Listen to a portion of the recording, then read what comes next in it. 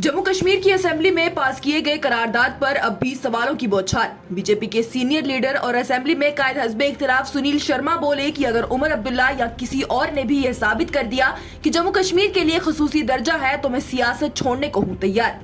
सुनील शर्मा ने स्पीकर के रवैये के भी हवाले से पार्टी को एक हिमायत देने के लगाए इल्जाम। ये खबर क्या है, सुनील शर्मा ने अपने बयान में और क्या दावा किया, आइए आपको बताते हैं। जम्मू कश्मीर की असेंबली में 6 साल बाद पहला सेशन लगा और उसमें एक करारदाद पेश किया गया जिसे लेकर सियासत खत्म ही नहीं हो रही। भारतीय जनता पार्टी के सीनियर लीडर और जम्मू कश्मीर असेंबली में leader of opposition Sunil Sharma ने नामानगारों से बात करते हुए बताया कि असेंबली में 6 साल बाद सेशन लगा और उन्होंने लोगों के मसाइल को उठाना चाहा। साथ ही हुकूमत ने जो वादे किए थे उन पर डिबेट करनी चाहिए, लेकिन बदकिस्मती से हुक्मरान हुकूमत की जानिब से एक बार फिर असेंबली की कार्रवाई को मोड़ दिया गया और उनकी जानिब से एक करारदाद लगाया गया जो कि गैर जमहूरी और गैर आईनी है,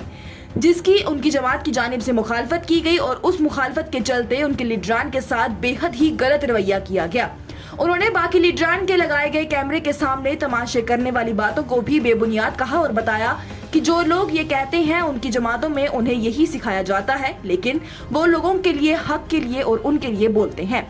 सुनील शर्मा ने आगे कहा कि ऐवान के स्पीकर, जो कि ऐवान के हेड हैं, उसकी जानिब से ये कहा गया कि असेंबली में जो करारदाद पास किया गया है वो आर्टिकल 370 को दर्शाता है। उन्होंने कहा कि स्पीकर एक जमात का स्पोक्सपर्सन बनकर बयान दे रहा था